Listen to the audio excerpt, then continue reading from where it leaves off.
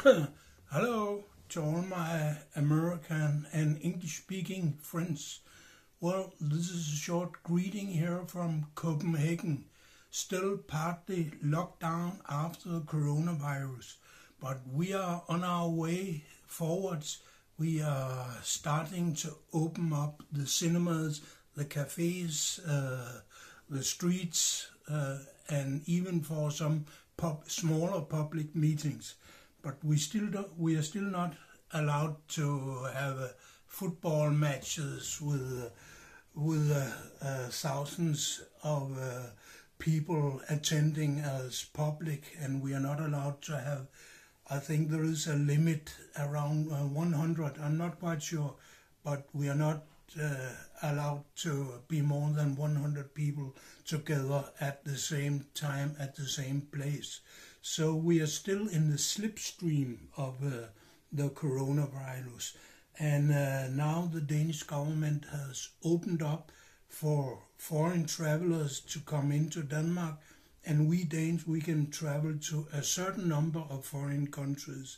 Absolutely not all foreign countries, but a certain number, and that includes France, Germany, Italy, Spain, Hungary, as far as I know. But if you want the details, you have to check out at the internet, because this is changing all the time. So if I give you some countries now and you look at this video tomorrow, maybe some of these countries has disappeared from the list, or other countries has entered the list, because it's changing all the time. I saw a very interesting interview with the managing director of Hilton, the Hilton chain in, I believe he was in USA. I'm not quite sure. It was an indoor interview with this managing director, and he told about all the consequences of the corona crisis, and it has meant that around 90% of all commercial agreements that the Hilton chain has made with their customers and their employees, of course, and other companies that work together with, well, they've been cancelled because of coronavirus. But as I just told, now we are on our way back to a normal situation. But how long time will this take? Well, this managing director, he was a very wise man, I think. He said it will take 2 years. 2 years. And if it takes 2 years for Hilton to get back on the level they had in 2018 and 19, well, it will probably take 2 years for Denmark to get back, and 2 years for most other for most other countries to get back on track. But I think the coronavirus should be an event that gave the world and all of us a possibility to learn. And what we can learn from the coronavirus is that you can only succeed if you work together with others. And this means international. We have to stop the American anti-Chinese, anti-Russia campaign. I'm sorry that USA is such a divided country. They have so many internal problems that the only thing that keep the USA population united is sorry, it was a phone call.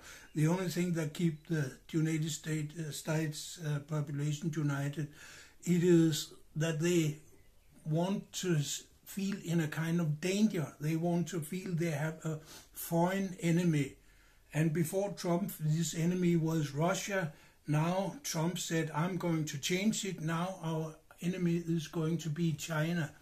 And that's the reason why Pompeo, I don't know the name of this foreign minister they have in USA, and Donald Trump and other leading politicians in USA, they have China as their main enemy.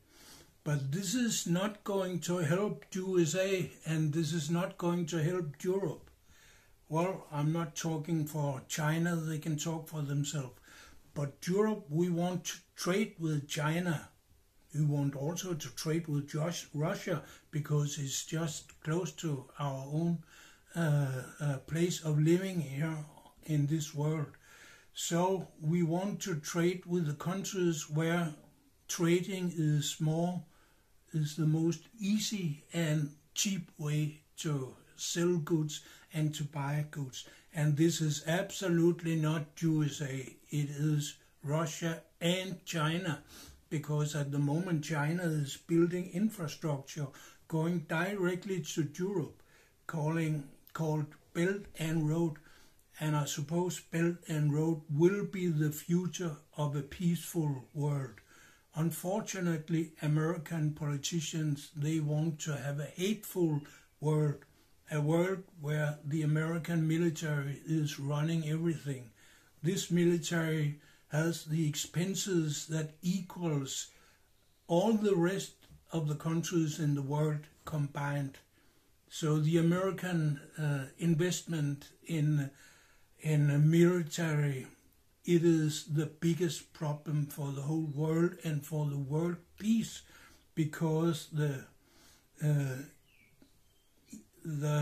necessity of military investments in USA can only be kept alive if they have an enemy they are going to fight, and they can say we are afraid of, or we have to invest in even more military structure to fight against.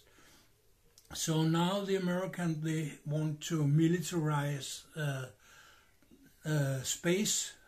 They have already militarized the seas, where the American fleet is sailing all over the world to control and repress foreign countries not being in line with the American wishes for foreign policy. So there is only one big demon in this world, and this one big demon is not China. China is our friend, and I'm proud to say that, because I've been in China several times, and I think it's a fantastic country. Thank you for listening.